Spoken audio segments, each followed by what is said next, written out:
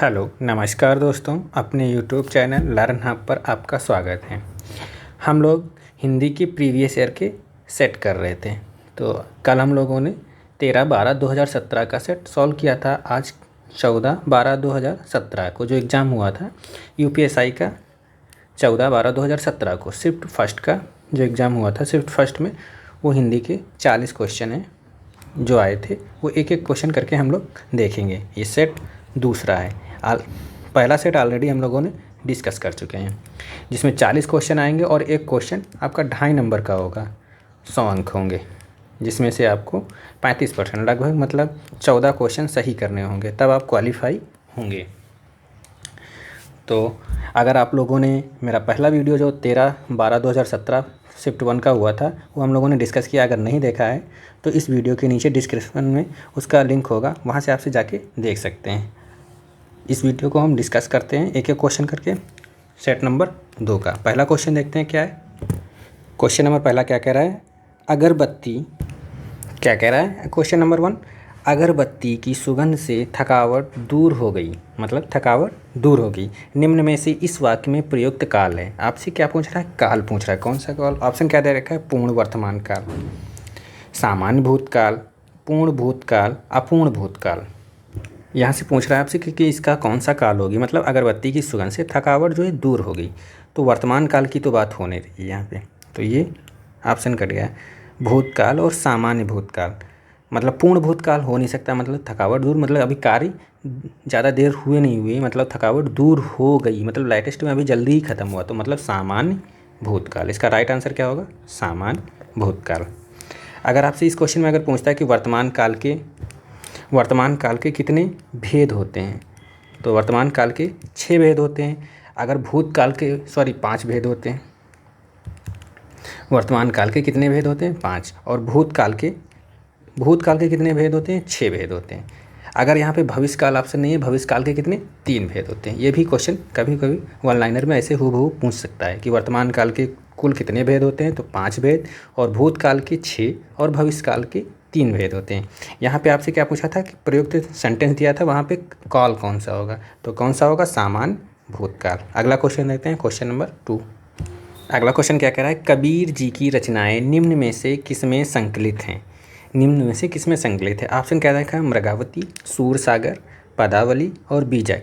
तो इसका right answer क्या होगा, बीजक। कबीर दास की जो रचनाएं हैं वो बीजक में संकलित हैं, मतलब संकलित हैं, बीजक में हैं। अगर और कबीर की और रचनाएं पूछे, तो कबीर की और रचनाएं जैसे पूछे तो उसमें से सबसे ज़्यादा फेमस रचनाएं हैं साखी, सबद, रैमनी। साखी सबद, साखी और सबद और रैमनी। साखी सबद और रैमनी। और ऑप्शन इसमें एक दे रखा है, मृगावती। मृगावती रचना सूफी कवि कुतुबुन की है। किसकी है, कुतुबुन की। कुतुबुन की है, सूफी कवि थे, उनकी रचना मृगावती। और सूरसागर सूरदास की रचना है। किसकी, सूरदास की। सूरसागर। और पदावली विद्यापति की है।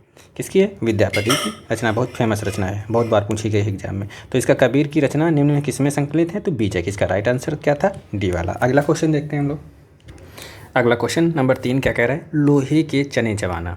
निम्नलिखित में से कौन सा विकल्प इस मुहावरे का उचित अर्थ दर्शाता है। इस मुहावरे का उचित अर्थ दर्शाता है। ऑप्शन क्या दे रखे हैं, लोहे के चनों का शौकीन होना, चनों के लिए मारे मारे फिरना, बहुत खतरा उठाना, बहुत कठिनाई का सामना करना।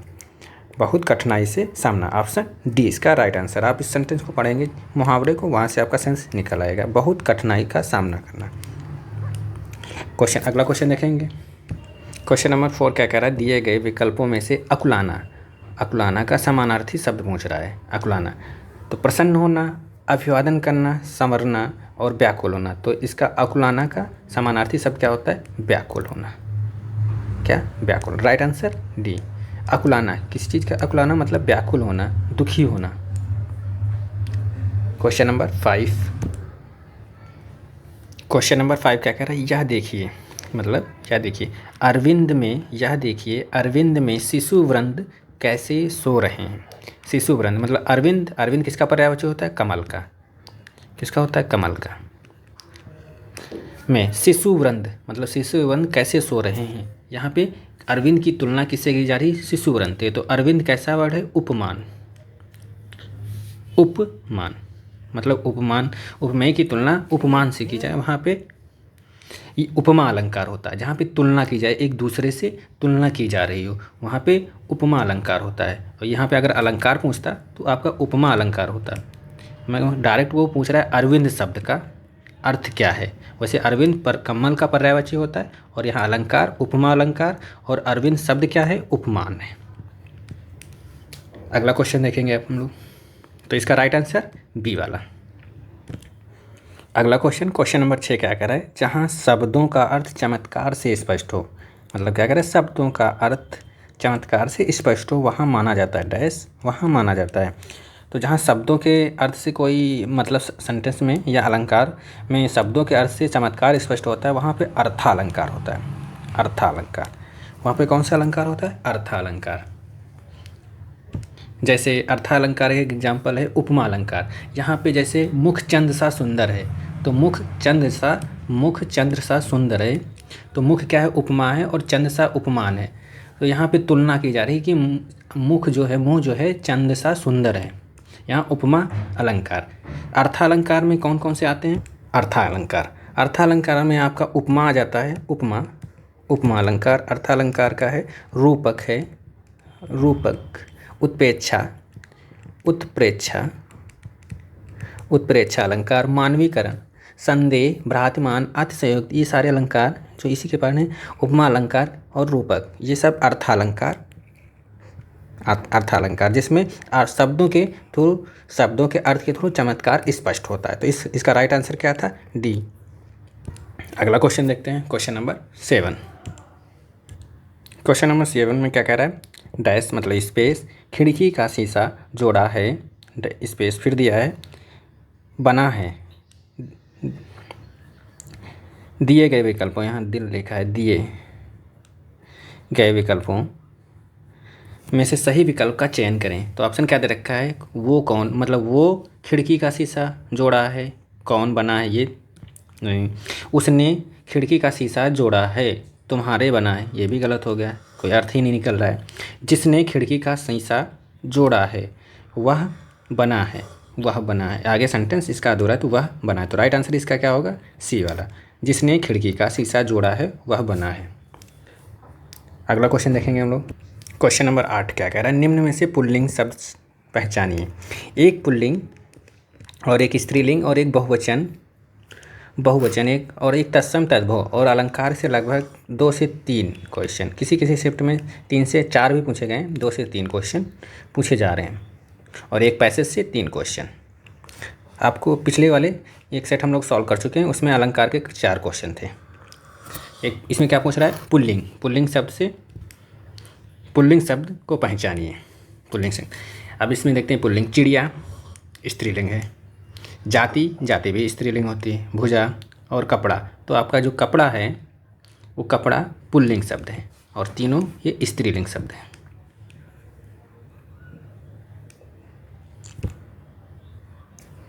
अगला क्वेश्चन क्या है, आप निसंकोच चले जाओ, इस वाक्य की त्रुटि सुधारने के लिए निम्न में से सही वाक्य छांटें।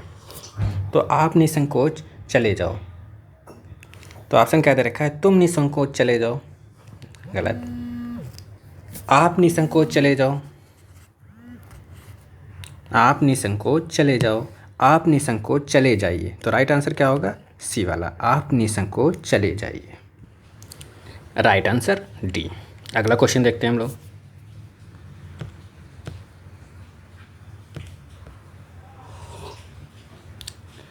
क्वेश्चन नंबर 10 क्या कह रहा है, क्वेश्चन नंबर 10 में कि विशेषण की 3 अवस्थाएं होती हैं, विशेषण की 3 अवस्थाएं होती हैं, स्पेस तथा स्पेस, दिए गए विकल्पों में से सही विकल्प का चयन करें, दिए गए विकल्पों में से सही विकल्प का चयन करें। कौन कौन सी 3 अवस्थाएं होती हैं विशेषण की,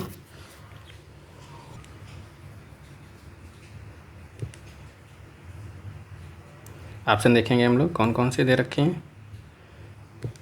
तीन अवस्थाएं: विशेष, प्रतिविशेषण, उत्तरावस्था, उत्तमावस्था, परिणाम सार्वजनिक और गुणवाचक और संख्यावाचक।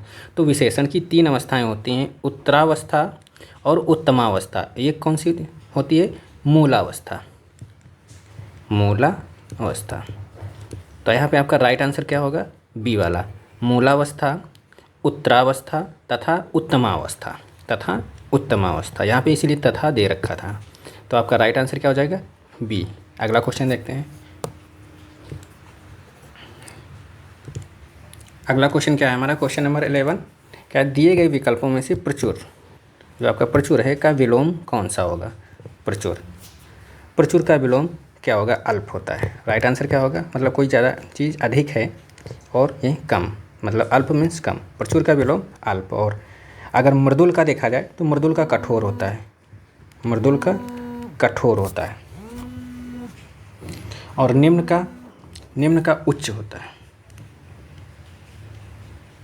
और आपसे पूछा क्या था? प्रचुर का, तो प्रचुर का अल्प। राइट आंसर बी वाला। अगला क्वेश्चन देखते हैं। अगला क्वेश्चन क्या है? Question number 12। निम्न में से बंधु शब्द का बहुवचन, बंधु शब्द का यहाँ क्या पूछा है? बहुवचन क्या होगा? वधु, वधुएं, वधुएं और वधुओं। तो बंधु का क्या होगा? बंधु वर्ग। बंधु वर्ग, एक पूरा बंधु वर्ग जो होगा, एक ग्रुप समूह की बात जहाँ की जाए तो वो बंधु का बहुवचन होगा, बंधु वर्ग। राइट आंसर क्या होगा? बी। अगला क्वेश्चन देखते हैं। Question number 13।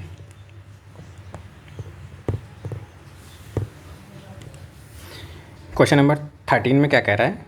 यहाँ लगभग कोई 2 दर्जन के करीब संतरे हैं।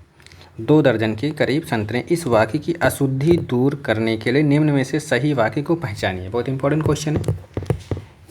यहाँ पे 2 दर्जन करीब संतरे हैं। यहाँ पे अशुद्धि दूर करने के लिए निम्न में से सही वाक्य को पहचानिए। ऑप्शन देखते हैं। करीब, यहाँ करीब कोई दर्जन संतरे हैं नहीं। यहाँ लगभग 2 दर्जन संतरे हैं। यहाँ लगभग 2 दर्जन के करीब संतरे हैं। लगभग भी और करीब दोनों वर्ड, तो ये गलत हो गया। यहाँ कोई 2 दर्जन के करीब, कोई और 2 दर्जन तो सेम लिखा है। यहाँ लगभग 2 दर्जन संतरे हैं। राइट आंसर क्या होगा? बी वाला। यहाँ लगभग 2 दर्जन संतरे हैं। Right answer B. अगला क्वेश्चन देखते हैं। Question number 14। क्वेश्चन नंबर 14 में क्या कहा है? कोयले की दलाली में मुँह काला। कोयले की जो दलाली है उसमें मुँह काला। इस लोकोक्ति का अर्थ निम्नलिखित में से कौन सा विकल्प दर्शाता है? तो लोकोक्तियाँ स्वतंत्र अर्थ देती हैं, तो इसमें से क्या है? डायरेक्ट बात कही जाती है। कोयले की दलाली में मुँह काला करना, मुहावरा यहाँ नहीं है। यहाँ लोकोक्तियाँ पूछा है। देख रहे हैं आप, एक मुहावरे से क्वेश्चन और एक लोकोक्तियाँ से क्वेश्चन। बुरा का बदनामी के कारण बन जाता है। बुरा का बदनामी मतलब कोयले की दलाली, मुँह काला। तुच्छ व्यक्ति अधिक प्रदर्शन करता है। अपराधी स्वयं ही डरा रहता है। सभी वस्तुएं समान नहीं होती। तो यहाँ कोयले की दलाली में मुँह काला का सही अर्थ क्या होगा? तुच्छ व्यक्ति अधिक प्रदर्शन करता है। तुच्छ व्यक्ति नहीं, बुरा का बदनामी के कारण बन जाता है। A option. कोयले की दलाली में मुँह काला करना, इसका राइट आंसर क्या होगा? बुरा का बदनामी के कारण बन जाता है। तुच्छ व्यक्ति, तो ये मुहावरे के अर्थ होता है। बुरा का बदनामी के कारण बन जाता है। कोयले की दलाली में मुँह काला करना। राइट आंसर क्या होगा? ए वाला। अगला क्वेश्चन देखते हैं। Question number 15। क्वेश्चन नंबर 15 में क्या बोल रहा है? निम्न में से सही जोड़े को चुनिए। महादेवी वर्मा ख्याति नहीं, महादेवी वर्मा की ख्याति नहीं है। तो ख्याति ना होकर यहाँ पर अगर दिया होता है यामा इनकी फेमस रचना है यामा।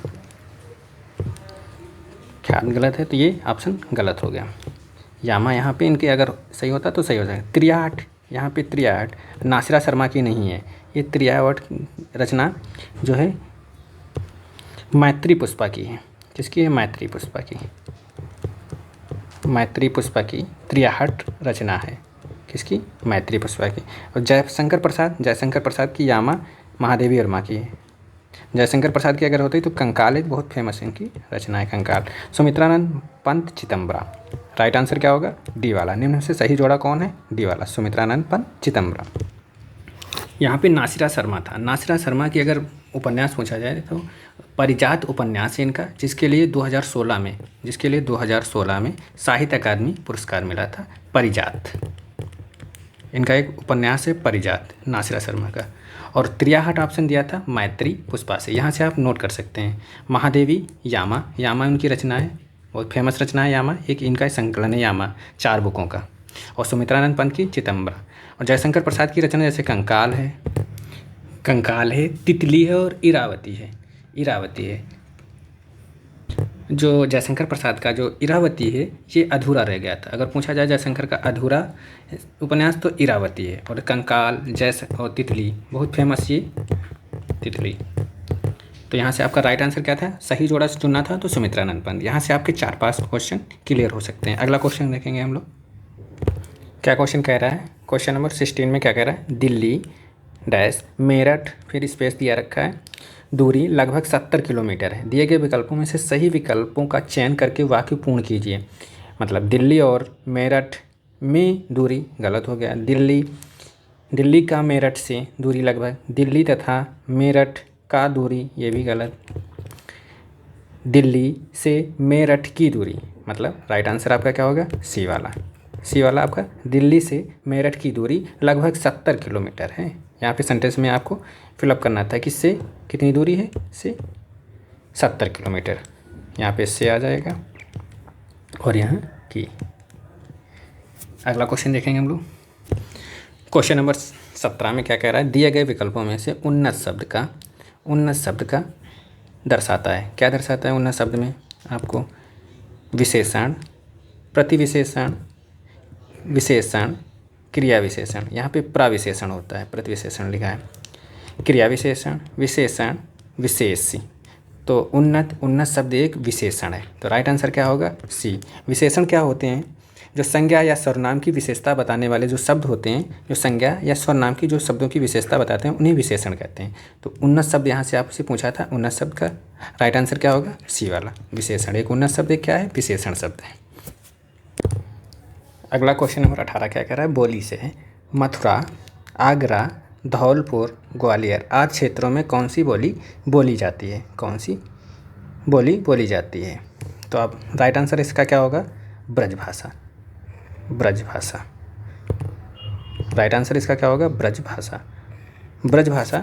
यहाँ से आप अगर नहीं आपको पता था कि आगरा और धौलपुर और ग्वालियर में कौन सी बोली जाती है, तो आप मथुरा से याद रख सकते थे या गेस कर सकते थे कि ब्रजभाषा, क्योंकि मथुरा जो ब्रजभाषा का विकास मैक्सिमम जो है, खासकर कृष्ण काव्यधारा के कवियों ने इसकी ब्रजभाषा का विकास किया। उनकी रचनाओं में ज़्यादा करके देखने को ब्रजभाषा का उल्लेख मिलता है। तो कृष्ण काव्यधारा जो रिलेशन खासकर मथुरा से ही है। कृष्ण काव्यधारा की रचना, जो कृष्ण काव्यधारा मतलब कृष्ण के जो रचनाएं हैं कृष्ण के ऊपर, तो ब्रजभाषा में उनका उल्लेख है। तो यहाँ से आपका अगर मथुरा ना दिया होता तो आपके लिए क्वेश्चन थोड़ा टफ हो सकता था। आगरा, धौलपुर, ग्वालियर, तो यहाँ तीनों और ये मथुरा, चारों जगह ब्रजभाषा बोली जाती है। क्वेश्चन नंबर 19 क्या कह रहा है, दिए गए विकल्पों में से भाल का समानार्थी शब्द पूछ रहा है। भाल मतलब क्या होता है, भाल मतलब माथा। अब यहाँ से आप गेस कर सकते हैं, माथा जिसका मस्तिष्क, राइट ऑप्शन क्या होगा, भाल को माथा या ललाट भी बोलते हैं, ललाट, माथा तो ललाट, ये आप यहाँ से गेस कर सकते हैं कि भाल। और इसका एक बहुत टफ वर्ड होता है पेशानी भी मस्तिष्क को बोलते हैं, पेशानी। ये समानार्थी शब्द हैं सारे, माथा, पेशानी और ललाट, मस्तिष्क, ये चारों शब्द भाल के समानार्थी शब्द हैं। इसी में से कोई भी आपको वर्ड दे सकता है। भाला अगर यहाँ मस्तिष्क ना होता तो पेशानी होता, या ललाट होता, माथा। तो राइट आंसर क्या होगा, बी। अगला क्वेश्चन देखते हैं, क्वेश्चन नंबर 20। अगला क्वेश्चन क्या है, एक पंथ दो काज, निम्नलिखित में से कौन सा विकल्प सही होगा। लोकोक्तिया का कौन सा विकल्प सही होगा। तो इसका राइट आंसर क्या होगा, एक पंथ दो काज, मगर एक के साथ दूसरा काम भी हो जाना। एक काम कर रहे हो उसके साथ दूसरा काम भी सिद्ध हो जाना, मतलब एक समय में दो कार्यों का सिद्ध होना। राइट आंसर क्या होगा, डी वाला। अगला क्वेश्चन देखेंगे, क्वेश्चन नंबर 21।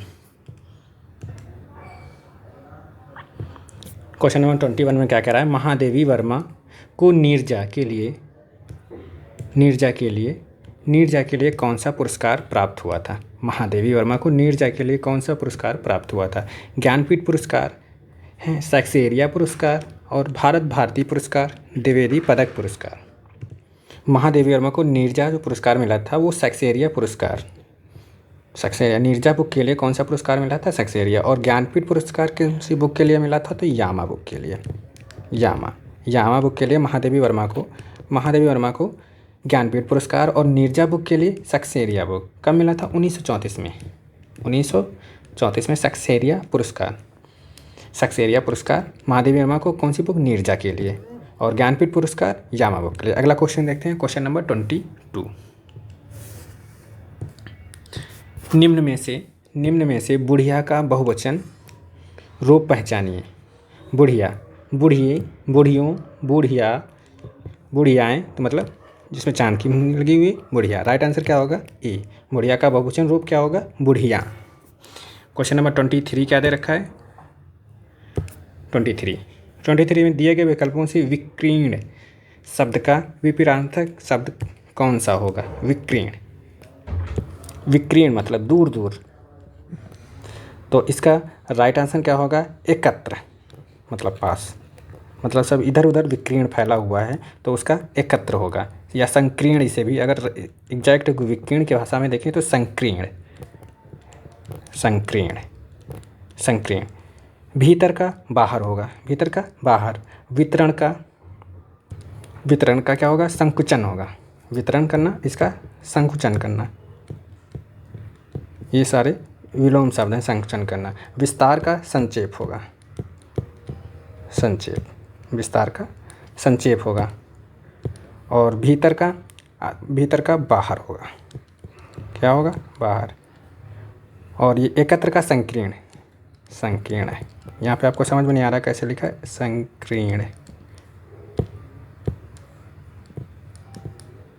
संकीर्ण।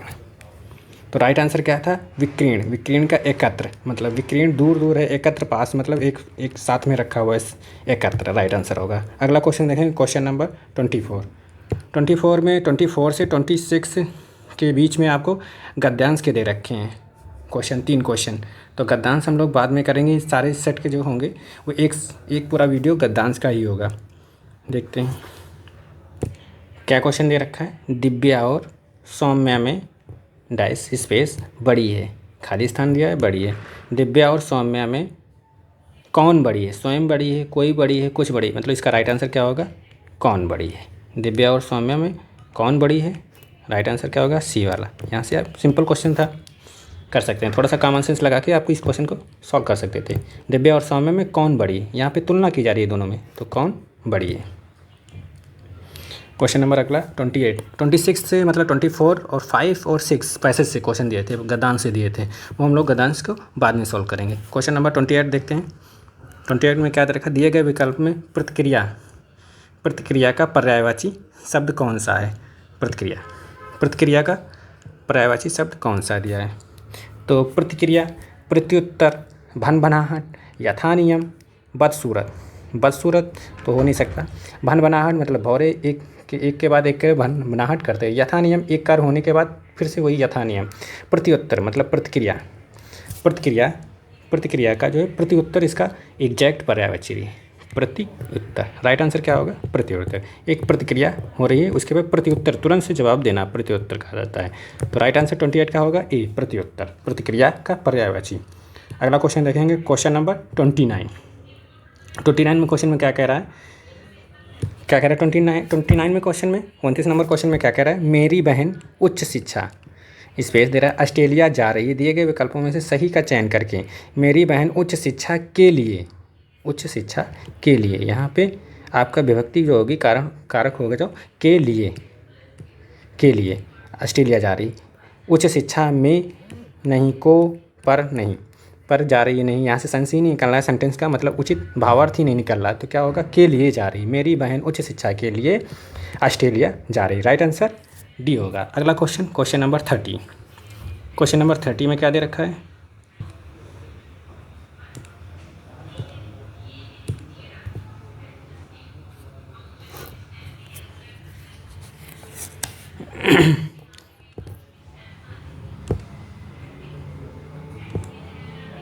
क्वेश्चन नंबर 30 में क्या कह रहा है, आधुनिक हिंदी की सबसे सशक्त कवियत्रियों में आगे दे रखा है, क्या स्पेस में दे रखा था, क्योंकि ये पीडीएफ में थोड़ा वर्ड वहाँ पहले हम लोग पढ़ चुके हैं। हिंदी कवियत्रियों में सशक्त कवियत्रियों में से एक होने के कारण उन्हें आधुनिक मीरा के नाम से जाना जाता है। उन्हें आधुनिक मीरा के नाम से जाना जाता है। इसमें त्रुटि आपको देखनी थी, क्या त्रुटि से भी जाना जाता है आधुनिक हिंदी के सशक्त कवियत्रियों में से। जैसे क्वेश्चन नंबर 30 था कि आधुनिक हिंदी के सशक्त कवियत्रियों, मतलब हिंदी की होगी, यहाँ पे क्या त्रुटि है, यहीं से आपको मिल गया त्रुटि। हिंदी के आधुनिक हिंदी के की जगह पे की होगा, सबसे सशक्त कवियत्रियों में से। आगे देखते हैं ऑप्शन। तो त्रुटि पूछ रहा था ना, तो आपसे सी ऑप्शन में दे रखा आधुनिक हिंदी के सबसे सशक्त, मतलब यहाँ पे क्या होगा, की से भी जाना जाता है। ये सारे ऑप्शन सही हैं। तो राइट आंसर इसका क्या होगा, आधुनिक हिंदी की सबसे सशक्त कवियत्रियों में से एक होने के कारण उन्हें आधुनिक मीरा के नाम से जाना जाता है। राइट आंसर इसका डी। अगला क्वेश्चन देखेंगे, क्वेश्चन नंबर 31। क्वेश्चन नंबर 31 में क्या कह रहा है, निम्न में से शुद्ध वाक्य पहचानिए। वाह कितना घृणित दृश्य है। तो वाह वहाँ वाहवाही करने की क्या ज़रूरत है, मतलब उसकी बड़ाई करने की। जब घृणित ही कोई चीज़ है तो वो बड़ाई नहीं हो सकती। ओह कितना घृणित, ये भी नहीं। छी कितना घृणित है, तो यहाँ पे राइट आंसर होगा छी। विस्मयबोधक शब्द है छी। यहाँ पे सिंबल भी लगाइए विस्मयबोधक का। तो कितना घृणित दृश्य, राइट आंसर क्या होगा, सी। शुद्ध वाक्य यहाँ से आपसे पूछ रहा था। आह कितना घृणित, ये भी नहीं। आह यहाँ पे ज़्यादा दुखी होने पर आह वर्ड का यूज किया जाता है। ओह जैसे शौक, कोई चीज़ का शौक लग गया, ओह एकदम से चकाचक देख लेना, ओह कितना। तो घृणित होकर एकदम से इतना तुरंत या दुखी ओह करके, तो यहाँ पे छी वर्ड होगा, कितना घृणित से, मतलब गंदी चीज़ के लिए छी। तो राइट आंसर क्या होगा, सी। अगला क्वेश्चन देखते हैं 32 क्वेश्चन नंबर। ये रिपीटेड क्वेश्चन है, आप लोग कल हम लोग किए थे जो सेट, उसमें भी यही सेम क्वेश्चन था कि हनुमान की पूंछ में लगे न पाई आग और लंका सगरी जल गई। मतलब यहाँ पे की बात पहले से मतलब बढ़ा चढ़ा के बात की जा रही है लोगों द्वारा, कि कहा जा रहा है कि हनुमान की पूंछ में आग लग ही नहीं पाई थी और उसके पहले ही सारी लंका जल गई थी, जबकि आग लगने के बाद ही हनुमान जी की पूंछ में तब लंका जली थी। तो यहाँ अतिशयोक्त अलंकार होगा। जहाँ बात बढ़ा चढ़ा की बात की जाए वहाँ अतिशयोक्त अलंकार होता है। कौन सा अलंकार, अतिशयोक्त अलंकार। ये प्रीवियस मतलब पिछले एग्जाम में भी पूछा गया और लगातार 14 तारीख को भी फर्स्ट शिफ्ट में क्वेश्चन पूछा गया, रिपीटेड क्वेश्चन। यहाँ से आप ये गेस कर सकते हैं कि यूपीएसआई में भी क्वेश्चन रिपीट होते हैं। 13 तारीख को ये सेम क्वेश्चन पूछा गया था फर्स्ट शिफ्ट में, 14 तारीख को भी क्वेश्चन पूछा गया। 13 तारीख को सेकंड शिफ्ट थी वो जिसमें पूछा गया, और 14 तारीख को फर्स्ट शिफ्ट में सेम क्वेश्चन यही पूछा गया। यहाँ पे बढ़ा चढ़ा के बात की जाए तो अतिशयोक्त अलंकार। अगला क्वेश्चन देखते हैं। यहाँ पे पूछ रहा है वेदों की संख्या कितनी है। वेदों की संख्या, क्वेश्चन नंबर 33 में वेदों की संख्या। तो वेदों की संख्या कितनी है, 4। वेदों की संख्या कितनी है, 4। कौन कौन से, ऋग्वेद, यजुर्वेद, सामवेद और अथर्ववेद। अगर आपसे यहाँ से वेदांगों की संख्या पूछ देता तो वेदांगों की संख्या कितनी है, वेदांगों की संख्या 6 है। यहाँ पे अगर यूपीएसआई ये 2017 का था, अगर 2021 में पेपर हुआ तो शायद अगर प्रीवियस ईयर को ध्यान में रखते हुए लोग क्वेश्चन बनाते हैं तो वेदांगों की संख्या अगर पूछेंगे तो कितनी है, वेदांगों की संख्या 6 है। वेदांगों की संख्या 6 है, वेदों की संख्या 4 है, ऋग्वेद, यजुर्वेद, सामवेद और अथर्ववेद। अगला क्वेश्चन देखते हैं, क्वेश्चन नंबर 34। क्वेश्चन नंबर 34 में क्या कह रहा है, दिए गए विकल्पों में से पवित्रता का विशेषण क्या होगा। विशेषण क्या होते हैं, जो क्रिया, संज्ञा तथा सर्वनाम की विशेषता बताते हैं वे विशेषण कहलाते हैं। पूछ क्या रहा है आपसे, पवित्रता का विशेषण। तो पवित्रता का विशेषण क्या होगा, पवित्र होगा। पवित्रता का विशेषण पवित्र होगा। राइट आंसर क्या होगा, सी। अगला क्वेश्चन देखते हैं, क्वेश्चन नंबर 35। अगला क्वेश्चन क्या रखा है, क्वेश्चन अलंकार से क्या पूछ रहा है, चिरंजीव जोरी जुरे क्यों ना स्नेह गंभीर को घट ये ब्रस भानुजा वे हलधर के वीर। इन पंक्तियों में से किस अलंकार का प्रयोग हुआ है। तो ये कवि बिहारी द्वारा रचित पंक्तियाँ हैं। इसमें किस अलंकार का प्रयोग किया गया है, इस अलंकार में श्लेष अलंकार का प्रयोग किया गया है। श्लेष अलंकार में क्या होते हैं, एक अर्थ से अनेक अर्थ, मतलब एक शब्द से अनेक अर्थ चिपके होते हैं। जहाँ चिपका हुआ मतलब वहाँ पे श्लेष अलंकार होता है। जैसे एक बहुत फेमस उदाहरण होता है जब बहुत बार पूछा जाता है, रहीमन पाने राखियो बिन पानी सब सून, पानी गए न उबरे मोती, मानुष सब चून। जहाँ पे पानी वर्ड 3 बार आता है, चमक, इज्जत और जल, तीनों का अलग अलग अर्थ यूज किया गया है पानी। जैसे इस यहाँ पे इन पंक्तियों का अर्थ जैसे निकल रहा है, वृष भानुजा, मतलब वृष भानुजा शब्द के 2 अर्थ निकल रहे हैं यहाँ पे। मतलब एक अर्थ चिपके होते हैं ना, एक शब्द से अनेक अर्थ चिपके होते हैं, जहाँ अर्थ उनका अलग अलग होता है वहाँ पे श्लेष अलंकार होता है। जैसे वृष भानुजा के यहाँ पे 2 अर्थ निकल रहे हैं, मतलब वृषभान की पुत्री राधा और वृषभ की अनुजा, मतलब वृषभ अगर यहाँ पे है तो वृषभ की अनुजा मतलब गाय। और यहाँ पे क्या कह रहा है कि इसी प्रकार हलधर जो है, ये हलधर के भी 2 अर्थ निकल रहे हैं। एक हलधर के भी 2 अर्थ निकल रहे हैं, एक बलराम और एक हल को धारण करने वाला बैल। एक हलधर बलराम को भी बोलते हैं और एक हल धारण करने वाला बैल। तो यहाँ पे इसलिए पंक्तियाँ यूज की गई हैं। बिहारी द्वारा पंक्ति हैं, चिरंजीव जो जोरी जुरे क्यों ना सने गंभीर, को घट यह वृष भानुजा वे हलधर के वीर। इन पंक्तियों में किस अलंकार, तो श्लेष अलंकार होगा। अगला क्वेश्चन देखते हैं, क्वेश्चन नंबर 36। साकेत महाकाव्य पर कवि मैथिली शरण गुप्त को कौन सा पारितोषिक प्राप्त हुआ, मतलब कौन सा पुरस्कार प्राप्त हुआ?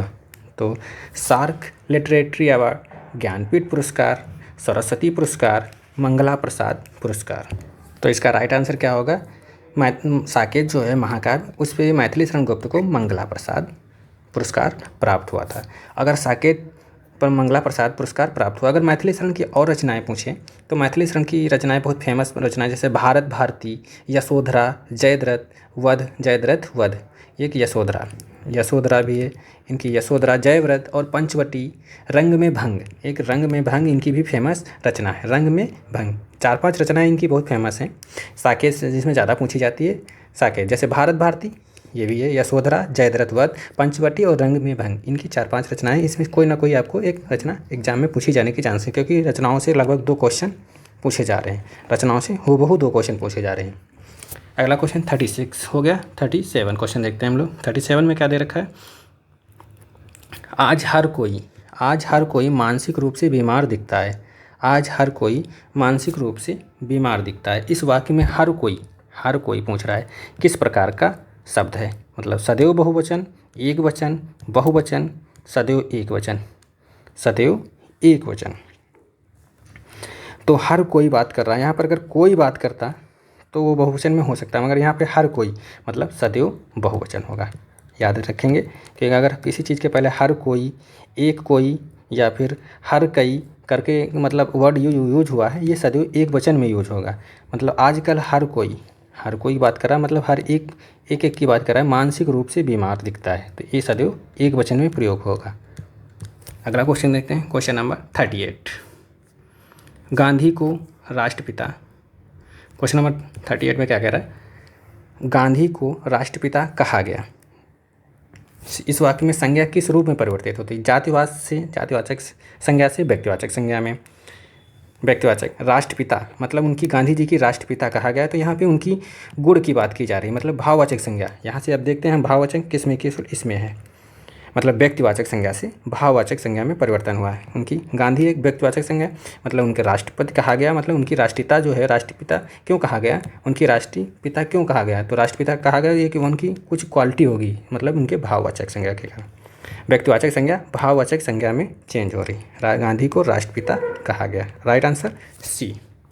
अगला क्वेश्चन देखते हैं, क्वेश्चन नंबर 39 क्या कह रहा है?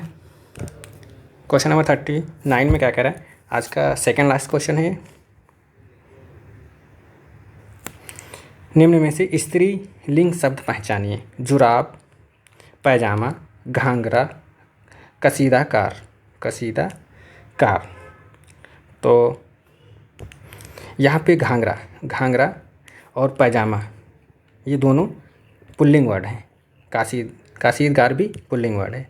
अगर आपको ऐसे नहीं समझ में, याद नहीं है, क्योंकि घाघरा आपको दिखने में लगता है कि लेडीज़ पहनती हैं, या पैजामा पुरुष भी पहनते हैं, और वो जिसे सलवार बोलते हैं उसे पैजामा भी बोलते हैं, पुरुष जो पहनते हैं उसे पैजामा, और लड़कियों का द्वारा सलवार। तो ये पैजामा यहाँ पे पुल्लिंग वर्ड है, और ये घाघरा भी पुल्लिंग वर्ड है। घाघरा पहना जाता है, मोहन द्वारा घाघरा, जैसे आप सेंटेंस में यूज कर सकते हैं, मोहन द्वारा घाघरा पहना जाता है, सीता द्वारा घाघरा पहना जाता है। दोनों में जाता ही वर्ड आ रहा है, मतलब ये पुल्लिंग वर्ड है। और जुराब जो है, जुराब पैरों में पहनी जाती है, पैरों में पहनने वाला एक जुराब है, सॉरी जुराब। जुराब एक स्त्रीलिंग शब्द है। तो इसका राइट आंसर क्या होगा, ए वाला जुराब। इसका राइट आंसर क्या था, जुराब, जो पैरों में पहना जाने वाला एक वस्त्र जैसे मोजा। अगला क्वेश्चन देखेंगे, आज का लास्ट क्वेश्चन। आज का लास्ट क्वेश्चन क्या है, निम्नलिखित में से धूर्त मतलब धूर्त शब्द का संबंधित मुहावरा पहचानिए। धूर्त मतलब बहुत होशियार, चालाक, या रंग बदलकर जिसे भौरुपिया कहते हैं। धूर्त मतलब उसका राइट आंसर क्या होगा, रंगा सियार। हाथ साफ करना धूर्त नहीं, जहर उगलना, नाकों चने चबाना नहीं। हाथ साफ करना और रंगा सियार में आप कंफ्यूज हो सकते थे। तो राइट आंसर क्या होगा इसका, बी, रंगा सियार। धूर्त मतलब बहुत चालाक, और जो मतलब भौरुपिया जिसे कह सकते हैं, बहुत चालाक। धूर्त लिखा है यहाँ पे, धूर्त सबसे संबंधित मुहावरा, तो रंगा सियार होगा इसका राइट आंसर। तो दोस्तों ये था 14/12/2017 का 14/12/2017 का प्रीवियस ईयर का क्वेश्चन, जिसमें से 40 क्वेश्चन थे, जिसमें से 3 क्वेश्चन पैसेज के दिए हुए थे। हम लोगों ने 37 क्वेश्चन को, एक क्वेश्चन को डिटेल में देखा और उसके ऑप्शन को भी देखा। यहाँ से आपके 4-5 क्वेश्चन क्लियर हो सकते थे हर एक। जैसे 37 क्वेश्चन थे तो आपके लगभग 10 क्वेश्चन एक्स्ट्रा तैयार हो गए, क्योंकि हम ऑप्शन को भी डिटेल में डिस्कस किया है। तो दोस्तों कैसा लगा ये आपको वीडियो, कमेंट बॉक्स में ज़रूर बताना, और वीडियो को लाइक और शेयर ज़रूर करना, चैनल को सब्सक्राइब। अगर आप लोगों ने इसका पहला पार्ट नहीं देखा है तो पहला पार्ट जाके देख सकते हैं, इस वीडियो के नीचे डिस्क्रिप्शन में उसका लिंक प्रोवाइड हो जाएगा। थैंक यू दोस्तों।